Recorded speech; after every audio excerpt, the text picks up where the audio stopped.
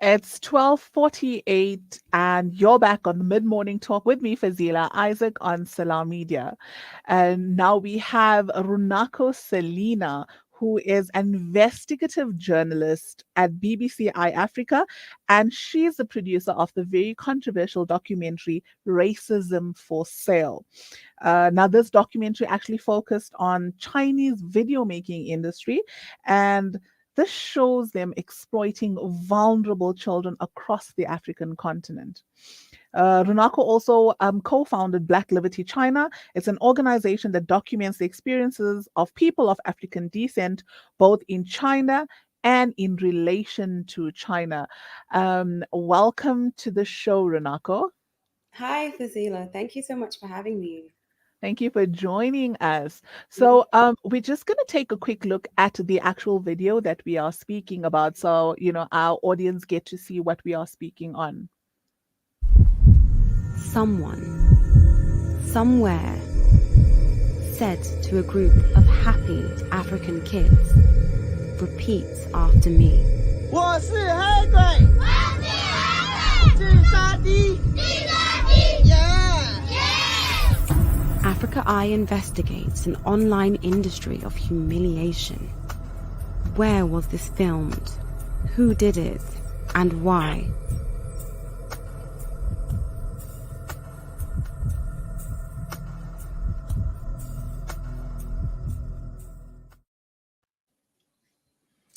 I would say looking at that video again, it really hits hard. It really, really, really hits hard to see what is happening on the very continent that we live in. Let us start with you. Tell us a bit about yourself and your journey into investigative journalism. Yeah, so I was based in Beijing, and I think that's where it all started. I moved to Beijing in 2013 for the very first time. I lived there for 7 years, or going on to my seventh year when COVID hit, and I returned back to the UK. But what I noticed kind of immediately once I arrived was just that there was a massive African diaspora and really strong, thriving community of students, business people, ambassadors, and embassy officials, and lots more. And this community just, no one was documenting what we were doing and the experience of being particularly Black African in that context, right? And so I started to kind of do that work and understand the community better and try to bridge a gap, if you like, with people on the outside, and help people to understand what was going on the ground. That was kind of my foray into journalism initially, and into stories like this. Naturally, race plays a massive part of your experience as someone in a country that is not so diverse as somewhere like South Africa, for example. And that led me to a story like this. Yeah, so it's been a very long journey, let's say. So, having lived in China as a Black female, how Mm. were you treated as a Black individual? It's a mixed bag. I mean, just as everywhere, right? Obviously, there's a lot of curiosity. People often will not have ever had a chance to kind of interact with someone who is Black, who is of African heritage, and proudly so. So, it's definitely a mixed bag. There's lots of curiosity. There's lots of innocent questions. Equally, though, there is racism too. And I think that sometimes it's very difficult to engage honestly about those issues. And that's kind of what I've tried to always do. Yeah, so it's definitely a mixed bag. Lots of positive memories. I always tell people I was there for so long for a reason, right? But naturally, as with any society, there are issues, and a massive part of that is race and how you're perceived as someone who's Black. Yeah. And what led to the investigation into this specific content creation? Mm. Well, I mean, I arrived in 2013. This industry has existed since 2015. So 7 years, I mean, it's almost as long as the entirety of my time in the country. Mhm. And I remember very early on seeing these videos and wondering, number one, do the children understand what's going on? Number two, have their parents consented to their presence in these videos? What's going on behind the scenes? We're only seeing a very small snippet of what is happening. How many videos like this are floating around, And I think when an industry such as this one, which is powered by social media, exists for so long, just like anything else online, it's powered by innovation. So these content creators start off doing something very simple, And eventually it becomes what we see in our investigation, which is kids insulting themselves, demeaning themselves on the basis of their race on camera for an audience far, far away. And I think that was ultimately the catalyst to say, no, enough is enough. What is going on behind the scenes? So, it was just really, really horrible things that were being said there, telling the kids to say such derogatory things about themselves. Of course, they were unaware of what they were saying. Um, but do you think the parents could have played a more active role in keeping their kids safe from such? I think that obviously in hindsight, there are lots of things that perhaps many of the parents that we interacted with wish that they would have done. But power is very interesting, and the power dynamic that was at play in this industry it was very evident, I think, throughout the whole process. Number one, language, right? Most of the parents that we interacted with would have had no means to understand what was being said in these videos. They were understanding this as educational, as charitable, and as not something that was profitable at all. There was no understanding from Mhm. anyone that we spoke to, parents, that this was a business, that these videos could earn money. And so I think that really I take that responsibility away from the parents. Obviously, of course, in hindsight, we saw on camera, we speak to the mother of a young boy who became almost like the poster child for this industry. And of course, in hindsight, she wishes that she had done more. But she even tells us on camera that she did try. She tried to remove her child, and every single time that she did, he was taken again. And I think that language that she used in that moment was really important because it shows the power dynamic. Imagine someone swanning into a very remote village, a village that naturally is economically less stable than, say, somewhere in the capital, and wielding their economic privilege so much so that they can just swan in and take your children to do whatever they will. That was kind of the dynamic that was at play in a village like that. And so I think the onus is not really on the parents as much as the people who were filming this content, to kind of to question them more than anything else. Yeah. Yeah. So why Africans? Why do you think Africans, in particular, these poorer communities, why do you think they are exploited in this way? I think there is this kind of ongoing curiosity, curiosity around Africanness, around Blackness, and kind of an exoticization, if you like, of what it means to be from somewhere so far flung. You've got to remember the majority of people who will watch this content will never step a foot in the African continent anywhere. And so Mm. I think there is this element of curiosity. Also, though, I mean, I do want to kind of highlight to a Chinese audience, many will not have realized what was going on behind the scenes. So they too will buy into this idea of, oh, this is charitable. This is actually helping local people. And to me, that's why the film was so important, because we're not just kind of revealing what's happening to the parents and the families and the children who are exploited, but also the audience who, and this is not the case for everyone, of course, some people are just interested in this type of content, unfortunately, but others really felt that they were helping. So I think that's important to state also. Now, those who you did mention, there were some that they were purchasing this, so they, of course, they knew exactly what these kids were saying. They could understand the language. Do you know what I mean? What do you think drives this market? I think so. First and foremost, I think it's important to kind of understand where the industry starts, right? So it starts off with people holding placards, or even just white paper initially, saying kind of celebratory messages or saying happy birthday, things that are very innocent in nature. But as I mentioned at the beginning, it then kind of transitions toward this really dark and problematic content that we see in the film. And so the majority of the commissions will actually be people thinking that they are just commissioning a happy birthday or whatever, and they're not. There's a kind of lack of responsibility that comes with social media sometimes. If you can make an Mm. order via your phone, you don't really always think about what's happening behind the scenes. It's just it's so far removed from your own reality, right? And I think that is part of what drives this industry. People are making orders on their phone for these videos, curious about, there's almost kind of in a Chinese context, again, there's almost kind of this uh, fascination, as I mentioned, around foreignness, but also it's kind of, if you can show that you have a connection to foreigners or the outside world, there's almost this kind of like, yeah, you're going somewhere, Right. And so sometimes that is part of what's going on. I do also think it's fair to state, though, that there is this more sinister tone of content. We saw on camera our undercover journalist engaged with the man who films this content, and he had no problem filming other videos that had derogatory messages and were making the children say these evil things. And for that category of content, I think it comes back to this idea of racism and ideas about blackness that are held amongst some in Chinese society. So you've got those two camps, is what I'm saying, basically. People who are innocently commissioning content without thinking about what's happening off camera behind the scenes, as they should do. When I see a child on camera being filmed and being asked to sing and dance, I'm naturally going to kind of question, why? What's happening? What's the role with the person be off camera? But some people are not asking those questions.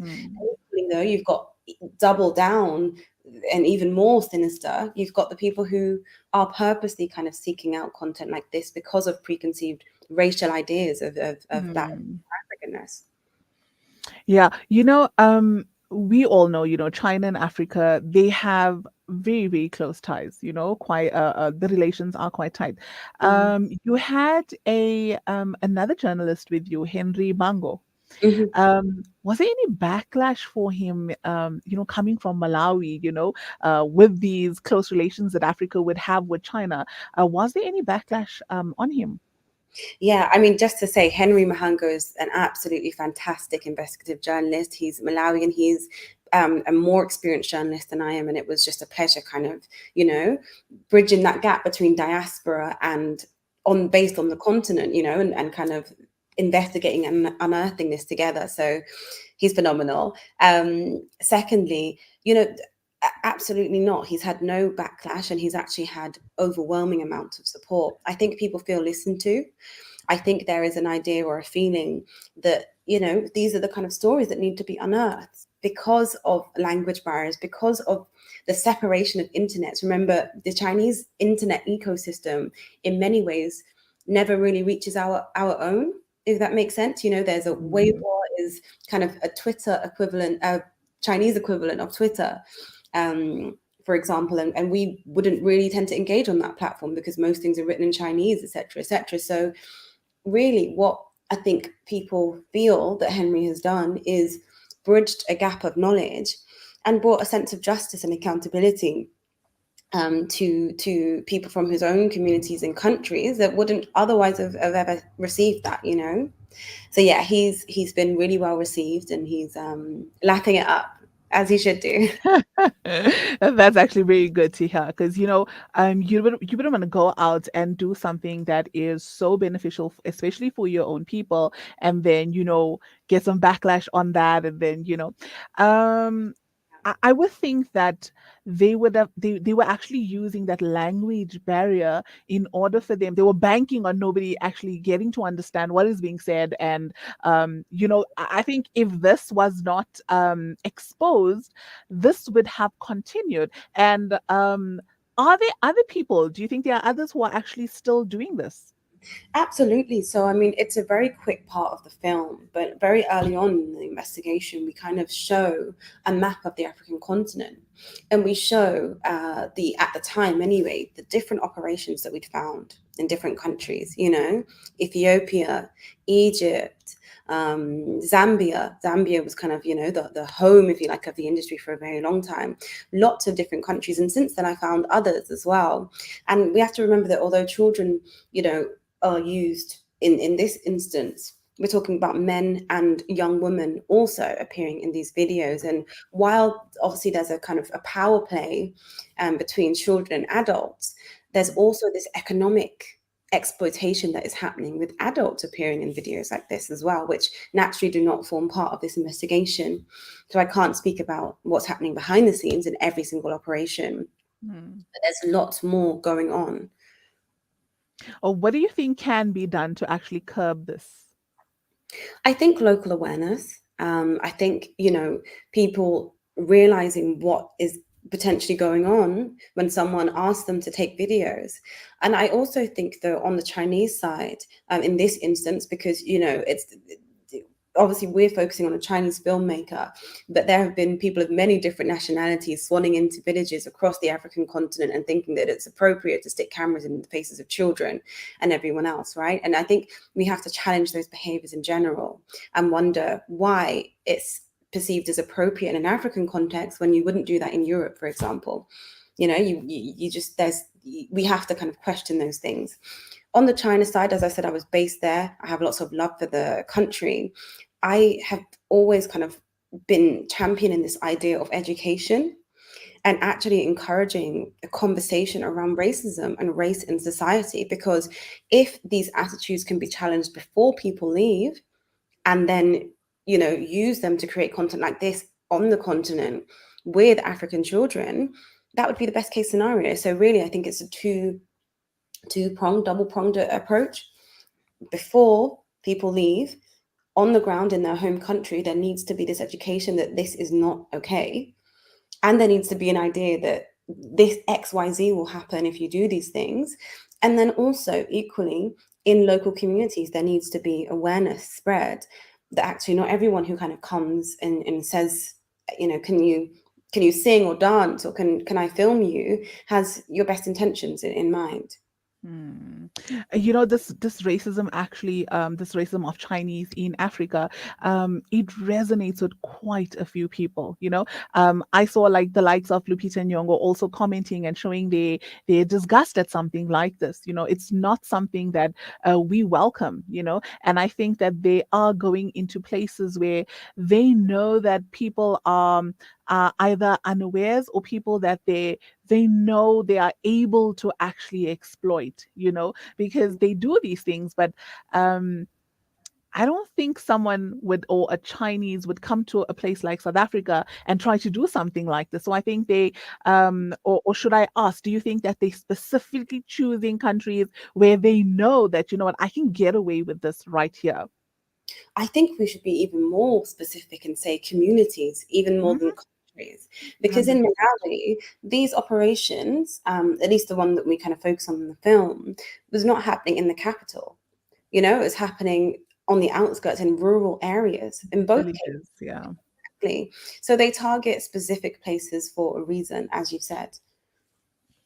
The guy in particular in the video that you guys, the Chinese guy, they refer to him as Susu. That's correct. What is the update on him? So he tried to cross the border into Zambia. Sorry, cross the border into neighboring Zambia after the film was released, or just prior to it. And he was extradited back to Malawi. He's still in Malawi. He's currently being held. And I think the process is just ongoing to see what happens next. So we're all kind of, waiting to see, this is in the authorities' hands now. Our job, Yes. journalist, is kind of done. So Yes, you've done your piece. I seriously hope that, they can give, the full might of the law can be, brought upon him, because we really need to make sure this does not continue. We cannot be taken advantage of in this way. We deal with racism in so many forms. We can't take it from a foreigner as well. It's just not okay. I want to commend you and Henry on doing such an excellent job. And I know there was a lot at stake, of course, for you to go, to go there and to do things like this. And I want to come back to you as an investigative journalist. There are people out there that would want to do what you do. What advices do you have for them? I think just kind of hold on to those skills that you kind of have that set you apart from everyone else. Language, knowledge of communities that few investigative journalists have or few others have. Hold on to those kind of skills that make you different. And then the second thing I'd probably say is study or look at the people whose career you admire, and see what they've done, what was their pathway to kind of getting to where they are. If you enjoy a documentary or an investigation, spend extra time looking at the credits list and see who was behind it, because oftentimes we only think about who's on screen. And in this case, and in every single film or documentary or project that is worked on, there are actually massive teams behind it. You know, our producers, our graphic designers, everyone. As you know, it's a team effort. So yeah, that's what I would say. Yeah. Renaka, thank you so much for taking the time to speak to us today and, highlighting all of this that has been happening on the very continent that we live in. We do applaud you for this, for taking those steps, you and Henry as well. Yeah, thank you once again. It was great having you on. Thank you so much for having me. Have a great afternoon. Thank you too. Bye. Bye. That was investigative journalist Runako Celina coming from the UK, speaking to us on the racism for sale expose that was happening right here on the African continent. We need to be wary of the things that are happening, and we need to be. Need to understand and we need to know the things that are happening around us so that we don't fall into such exploitation. That was really, really riveting. And from me, Fazila Isaac, we will speak again next week, inshallah. The show was presented and produced by myself. And have a fantastic end of the week. See you next week from us here in Salam Media. Assalamu alaikum wa rahmatullahi wa barakatuh.